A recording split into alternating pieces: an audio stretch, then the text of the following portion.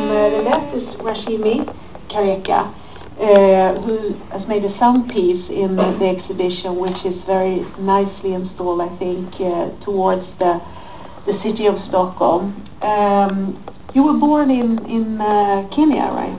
Yeah, which is also a country with a lot of sounds, and I think maybe that is... Well, I mean, different dialects, different languages, and so I think, when you think of language, you do think of sound. Should I speak? Yes, please. There is some sound in this one, I think. Yes, there's a lot of sound in this one. In fact, the reason I left it so late to give a piece is because there are hawkers that go up and down my street, and one of them said, well, I'm in the band, and there's a wedding going to be here in a few days. So I said, okay, well, let's find out when it is, and it was actually just a few days before I was to leave. And he plays the trumpet, based on, some of them are multitasking, the guys, the people who sell their wares in the morning, the hawkers. Sometimes in the evenings, if there's a wedding on, they play for one of the instruments or whatever. So one of them was playing for this. So then I took this picture of a wedding happening a few doors away from me, and as you can see, there are cars parked, but there's no way a car can get through now, and it's an accepted fact that if there's a wedding taking place on a street in a residential area, the road would be cordoned off without any kind of legal documents. People just cordon off a road, and it's an accepted fact that a day, 6 or 7 hours, you will not be able to access this road by car. So this is one of the things that happens in many, many streets in India. And this is in New Delhi? This is in New Delhi, yes. Right. I think that multifunctional spaces is a very, significant thing for Indian on the one hand, you get all these people using it, of course, with the traffic, with cars, and then the hawkers. And on the other hand, you have weddings taking place as well. And they take over the whole street. Right. Next picture is also from Delhi, Anita Kemka. Here is you on your street. You have worked with self-portraits in the exhibition and positioned yourself as someone who looks into the camera, but you're also sort of behind the camera. So this I think relates also to your previous works where you have photographed the other, so to speak, but now you're in front of the camera yourself. Yeah, that's right. Because after 10 years of photographing the other and being behind the camera, I just thought it was time to now reverse the roles and come in front of it and just feel how it feels to be invaded with a camera and being photographed. So this, of course, was taken in my street. I actually live with my mother and brother and 3 dogs, but I have my own apartment. And I also have my studio in the apartment. So I sort of live there once a week or twice a week, and then I work from there. So that's the space. It's a small little residential area in South Delhi. Okay. The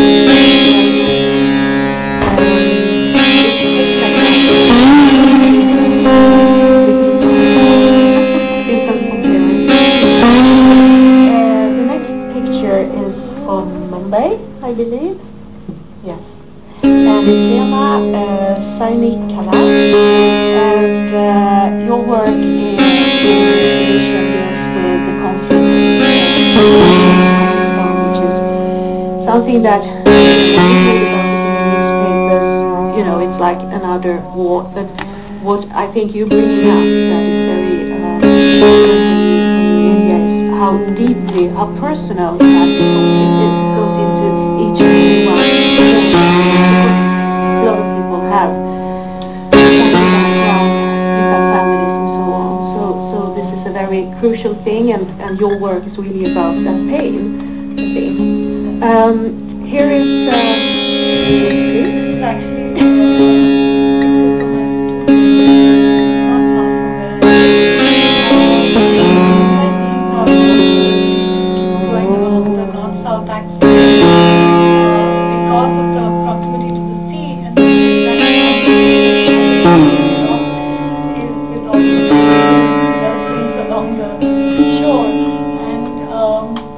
what's kind of fascinating is that Sandra is the sort of heart of Bollywood. The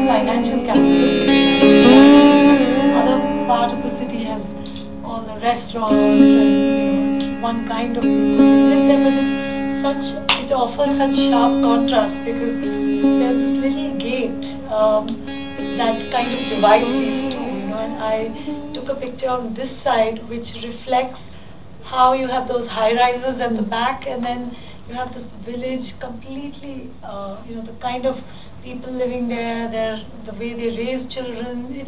It's another world altogether, but they're sort of so interdependent. I mean, so much of Mumbai really, rests on these shoulders. The service industry is so strong that, like you were talking about Dharavi, that all of these little developments that run alongside and are hidden with the skyscrapers and the high-rises that keep coming, they sort of really depend on them for their... Yeah, there is an interdependency for both. I mean, people in the high-rises would use the cheap labor in this area, and they would get their money from.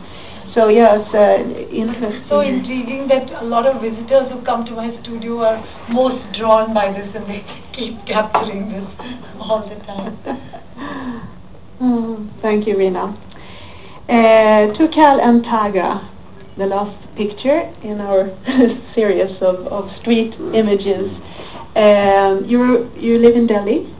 Yes, we live in suburbs of Delhi. That's the place in Gurgaon which shows how the city is growing. Yes, definitely. And that where we live next to in Gurgaon is 26 shopping malls around us. Really? So we are in the heart of shopping center, we can say. Things change the moment we actually, it's like since 2000 we've been like noticing how Gurgaon has been shaping up.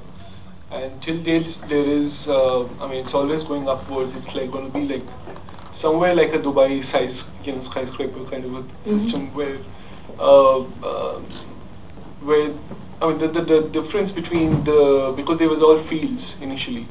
So the difference between people and two different classes is all too much there. So we just thought this photograph will be a right piece here because this has been shot by Bharat Sikka, who's also a part of the exhibition. And all we do every day is like to do two things between two places. One is your needs and your work, which is, you don't see any houses here, but we live in a house which is a rented place and kind of a very cheap part of what we showed here. Yeah. But what we do is every day we finish our work and go back because there's no water around right here in Gurgaon. So what you do is go to shopping malls, recreate yourself and come back to your back home. So Is there water in the can? in the can shopping. Water? It's not water for yourself, But I really think this image goes very well with the rest of your work here in the exhibition, which is a very funny and also very sort of serious piece of... No, there are actually two more. There are three donkeys actually. There is one which is right behind this one. Oh yes. And then there's another one on that side which you cannot see it here. But we've also found out, like we never knew that he's going to come and stand there. I mean, it was... They were also posing. You wanted water. Yeah.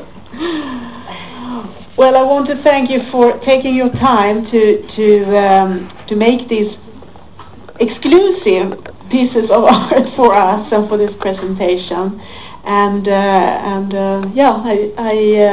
I hope we can get back to these images maybe later and continue to speak about India today.